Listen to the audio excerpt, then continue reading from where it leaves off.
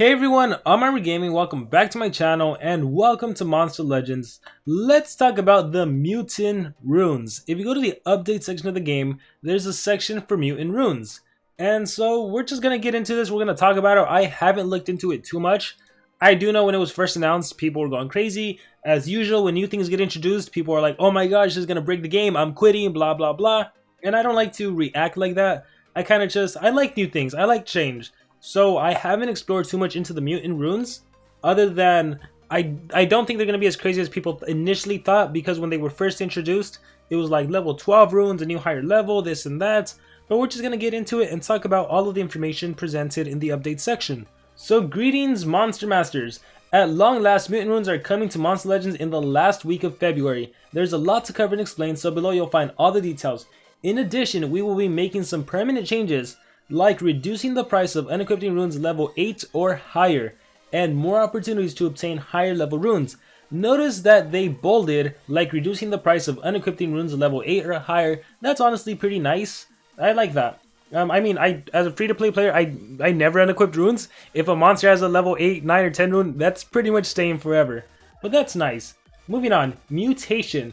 Mutation is a rune customization system that works differently compared to the crafting system. Let's see, you will be able to mutate a rune to a mutant rune, adding some bonuses on top.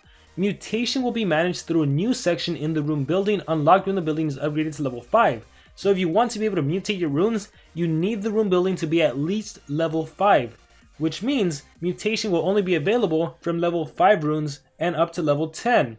In the mutation screen, you will be able to mutate a rune by combining several runes together. Mutant runes have the same stats as the original runes, with the addition of minor bonuses, which are equivalent to level 3 runes and below, from the runes that you've used in the mutation. Okay, that's good to know. So, when you fuse these runes together, nothing necessarily happens to the base stat of the rune, but instead it's just going to get a bonus stat added to it. The specific amount and type of runes needed for a mutation is always displayed in the mutation screen. To create a mutant rune, you need to mix 3 normal runes of the same level. Whoa, that's intense. So if you want a mutant rune, here's an example. If you want life and stamina, you need to combine a life level 5, a life level 5, and a stamina level 5. So all of these combinations are going to require 3 runes of the same level.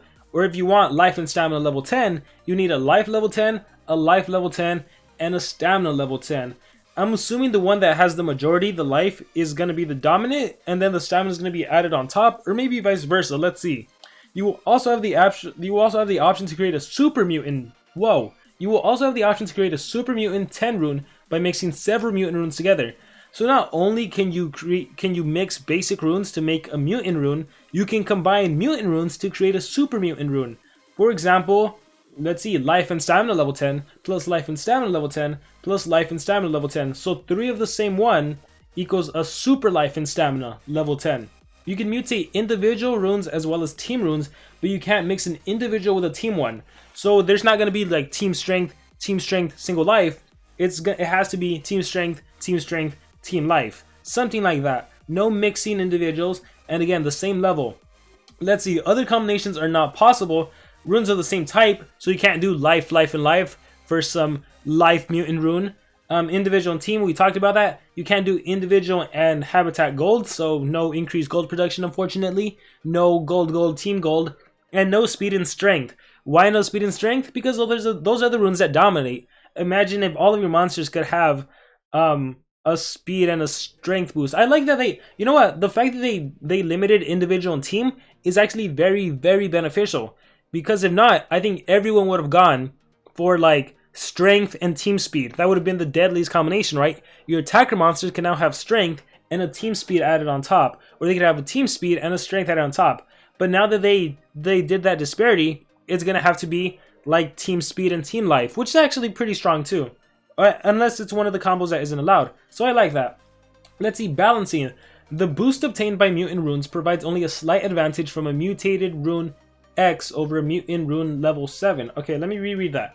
The boost obtained by a mutant rune provides only a slight advantage from a mutated rune X over a mutated rune 7. So if you have a mutated rune 7 over an X, it's only a slight advantage.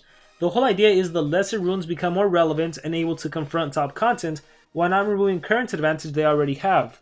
Okay, and so this is the effects. For example, primary stat, if you have a level 5 rune, for a speed one, that increases your speed by 20%, strength 48%, life 54%, stamina 80%. But if you have a secondary stat of speed, it'll increase it by 2%, which is equivalent to 50% of level 1 rune. That's true, a level 1 rune gives you a speed stat of 4%, so a level 5 mutant rune would only increase you by 2%, strength by 3, life by 4, stamina by 7. And if we look at the level 10, which, let's be honest, a lot of free-to-play players are probably not going to be getting mutated level 8, 9, 10, even level 7, to be honest. Most free-to-play, I imagine, will have a lot of 5 and 6s because we can obtain those from the recently released rune dungeons. So 5 and 6s, I can see a lot of players having mutated runes, but really only the top will have the level 10s or the super level 10s. And in order to compete, they're going to have to spend a lot. Like, it's always the case, right? When something new gets introduced, if you want to stay in the top, it's going to be pricey. But let's see. A level 10... If you have a speed, if you mix it in with a speed, you get a 10% boost, which is really only 50% of a level 3 rune. No, that's not right. Equivalent to 50% of a level 3 rune. A level 3 increases your speed by 12%. That's just 1.1. Am I missing something? That's not 50%. That's slightly less. 0.08. I think that's wrong. 50% would be 0.06. But yeah, you see, it's not that... I mean, if all of your monsters have it, it is kind of a big difference, but it's not too crazy, I think. Strength, let's see the supers. Strength can increase up to 24%, stamina, life. Wow, this is going to be interesting. Let's see the team speed. So a lot of people are going to have team speeds, and then if you combine team speeds, you can do 0.015 for level 5. Wow, that's very, very little. That is 50% of level 1 rune. Wow. 1%, 1.5%, 2%, 2.5%. Wow. Okay, so this might not be that significant, but it might be significant enough to give you a little edge. So this is going to be very interesting. This comes together with a strategy towards improving the accessibility of X runes. Cool, so apparently they're going to make it easier to get level X runes, which will be really helpful. Which makes sense, right? If they make it easier to get level X runes for all players, they have to make something for the top players that already have a bunch of X runes. They have to make something more for them so that they can get even more runes, more powerful runes. That's cool.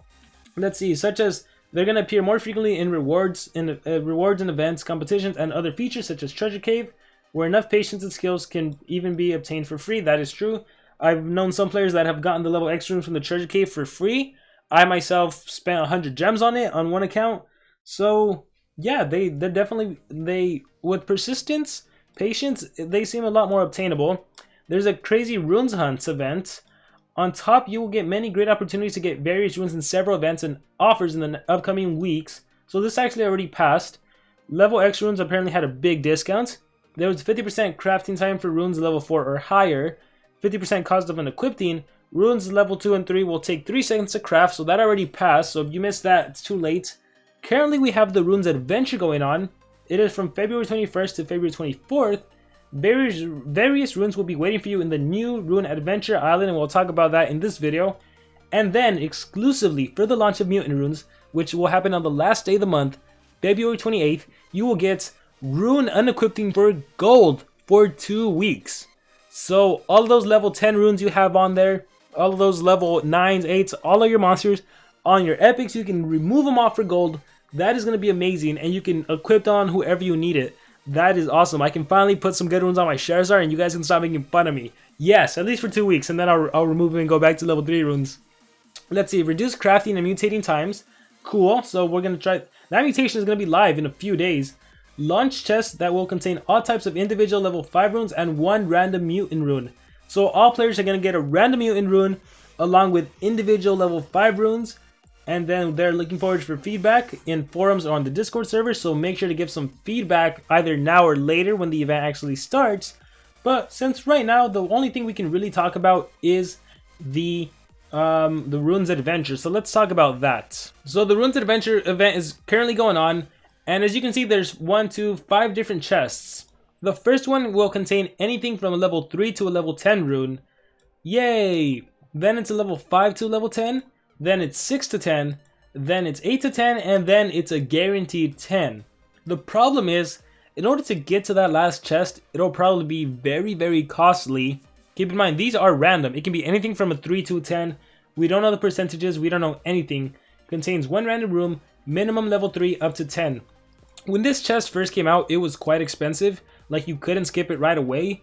I think I'm approaching my 3rd rotation, and I don't know if I want to skip. I don't feel like it's worth the gems. I feel like, if anything, I can probably get the first 2 chests for free. I feel like maybe the 3rd chest, or I might have to spend some gems.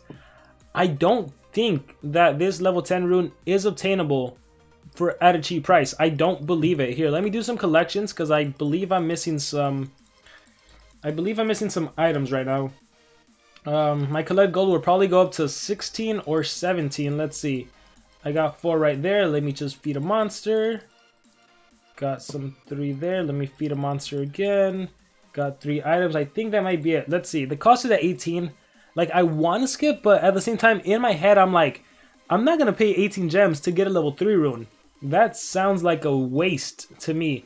So I think I'll just play again in 8 hours, and I'll do my collection, and it should be a free chest.